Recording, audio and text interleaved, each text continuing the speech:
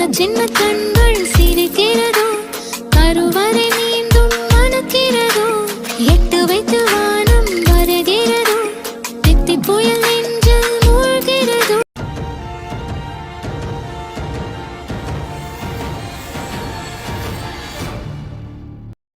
Hi guys, இன்றைக்கி என்ன பார்க்க போகிறோன்னா ஒரு முக்கியமான வீடியோ தான் பார்க்க போகிறோம். அப்படி என்ன முக்கியமான வீடியோ நீங்கள் சொல்லிட போகிறீங்க அப்படின்னு நினைப்பீங்க.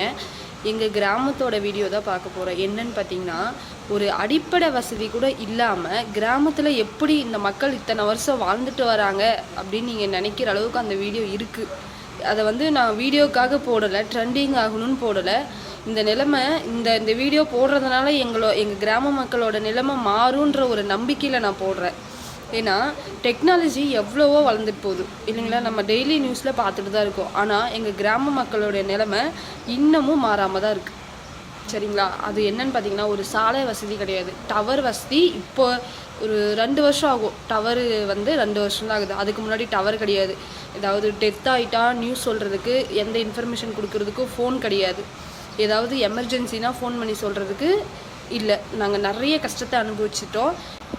ப்ரெக்னென்சி டைமில் கூட 25 கிலோமீட்டருக்கு அதிகமாகவே இருக்கும். அங்கே தான் போய் நார்மல், அதாவது மந்த்லி செக்கப் பண்ணுறாங்க இல்லையா, அதுக்கு போகணும்.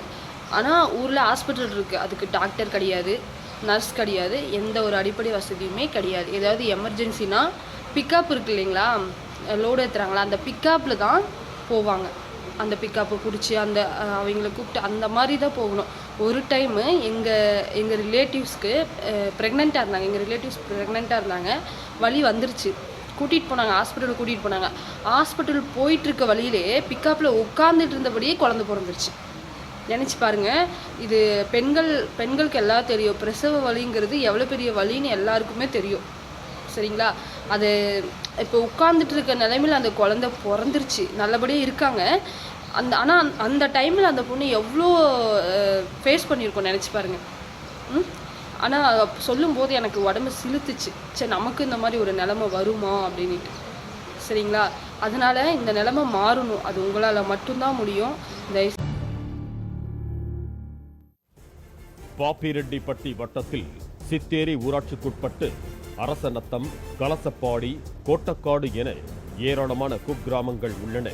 இங்கு ஆயிரக்கணக்கான பழங்குடியின மக்கள் வசித்து வருகிறார்கள். சித்தேரி மலைத்தொடரின் அடிவாரத்தில் அமைந்துள்ள பாட்சாத்தியிலிருந்து சுமார் 8 கிலோமீட்டர் தூரத்தில் உயரமான மலைப்பகுதியில் இந்த கிராமங்கள் அமைந்துள்ளன. அடர்ந்த வனப்பகுதியை கடந்து குண்டும் குடியுமான மண் பாதையில் பயணித்துதான் இந்த கிராமங்களை அடைய முடியும். முறையான சாலை வசதி இல்லாததால் இந்த பகுதிகளுக்கு பேருந்து வசதி இல்லாமல் போனது. இருசக்கர வாகனங்கள், மாட்டு வண்டிகள், சிறிய வகையிலான சரக்கு வாகனங்கள் வைத்திருப்போர் ஓரளவு சமாளிக்கிறார்கள். வசதி குறைந்த ஏழை எளிய மக்கள் ஆபத்தான 8 கிலோமீட்டர் தூரமுள்ள மலை பாதையை நடந்தே கடந்து வர வேண்டியிருக்கிறது.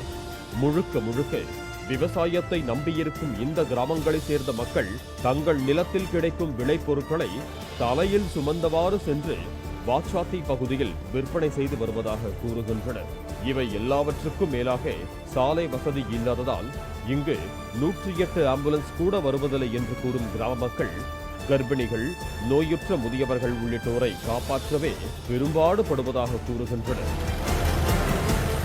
ஒரு ஹாஸ்பிட்டல் இருக்குது கலசப்பல்ல. அந்த ஹாஸ்பிட்டல் என்னைக்கு எப்படி நிர்வாகம் பண்றாங்க என்னன்னு தெரியாது. கட்டிடம் மட்டும் பேரு கவர்மெண்ட்ல இருக்கு. வேற என்னதான் பண்றாங்கன்னு ஒன்றும் கிடையாது. புள்ளத்தாச்சிங்க சித்தேரி போகணும், நடந்து போகணும்.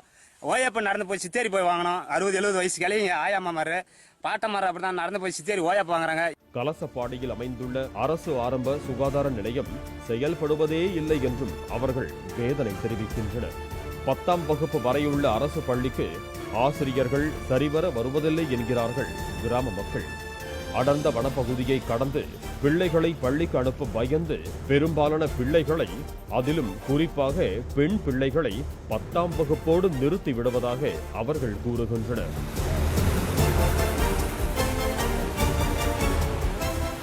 பத்தாவது வரலையும் ஸ்கூல் மேலே இருக்கு. அதுக்கு மேலே படிக்கணும்னா ரொம்ப கஷ்டம், கீழே வரணும்னா ரொம்ப கஷ்டம்.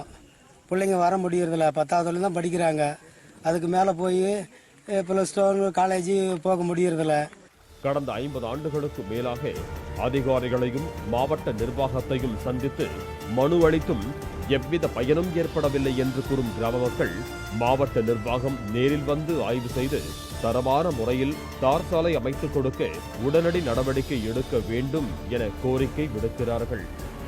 பாலிமர் செய்திகளுக்காக தருமபுரி செய்தியாளர் அருண்குமாருடன் சுந்தரமூர்த்தி.